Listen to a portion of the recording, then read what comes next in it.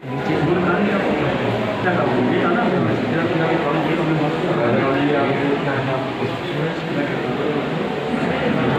Step पीछे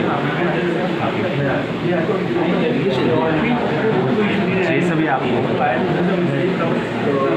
ready start. Professor doctor विवेक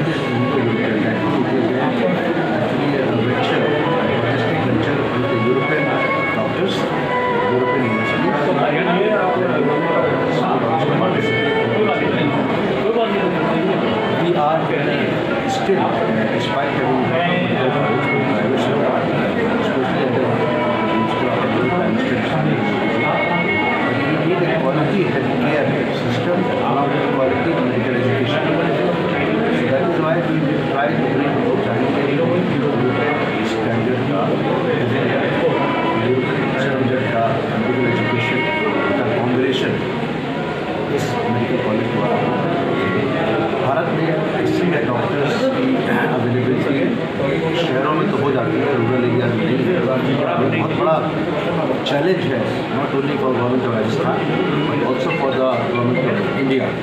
Well, उसका reason है कि there are doctors available but they don't want to get working in the rural areas. इसमें लंबी मुहिम है इसमें, क्योंकि जब रूरल एरियाज में गाँव में उसमें डॉक्टर को बच्चों को पढ़ाने के अच्छे स्कूल नहीं होंगे तो वो डॉक्टर इसलिए वहाँ इस तरह की और सुविधाएँ नहीं होंगी तो वहाँ रहना उसके लिए मुश्किल हो जाता है। तो डेली अप डाउन करना पड़ता है शहर से। जो हमारी मुहिम जो आदरणीय मोदी जी की मुहिम है डेवलप्ड कंट्री होने की, उसमें हर गाँव में एक अच्छे स्कूल होंगे, इलेक्ट्रिसिटी की सुविधा होगी, खाने पानी की सुविधा होगी, रहने की सुविधा होगी, तभी ये हम मुहिम को रीच कर पाएंगे। क्योंकि हमारे डॉक्टर्स का कंसंट्रेशन अर्बन एरियाज में ज़्यादा है, क्योंकि we have more doctors in the big cities rather than small cities. दूसरा एक बहुत बड़ी मुहिम है, बहुत बड़ी चैलेंज है सारी गवर्नमेंट के लिए, उत्तर प्रदेश का हो या राजस्थान हो या भारत के लिए, वो चैलेंज है training of government doctors.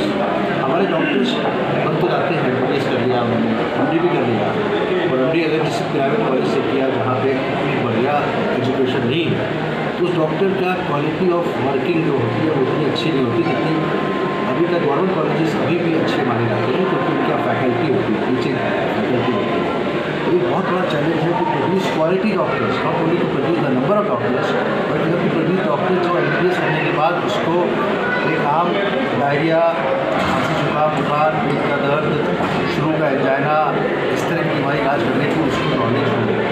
This is a very big challenge. तीसरा चैलेंज जो मैं सोचता हूँ बड़ा इंपॉर्टेंट चैलेंज है, वो एक नया डॉक्टर जब निकल के आता है उसको नीट की परीक्षा देनी पड़ती है एमडी करने के लिए, एमएस करने पोस्ट ग्रेजुएशन के बिना आज के डॉक्टर की क्वालिटी और पढ़ाई अच्छी पूरी नहीं हो पाती।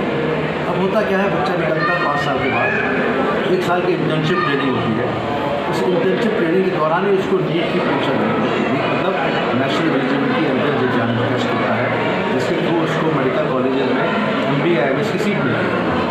So these doctors who have just passed out, now doing internship regularly from 8 AM to 8 PM, they don't have time to study. I think this is something which National Medical Council should think seriously.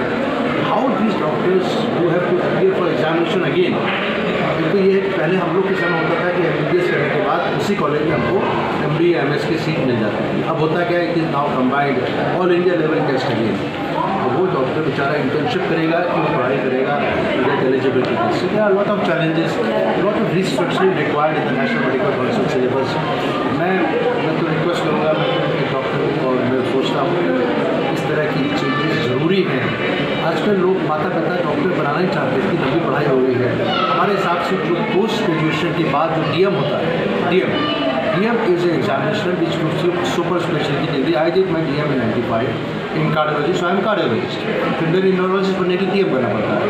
अब एक बच्चा MD करता है पहले medicine, वो neurology पढ़ता है और गैस्ट्रो भी पढ़ता है और लंग्स भी पढ़ता है और फिर DM का सिलेक्शन होता है, फिर कार्डियोलॉजिस्ट होता है। Then he never treats a gastro patient, he never treats a lung patient, he treats cardiology only.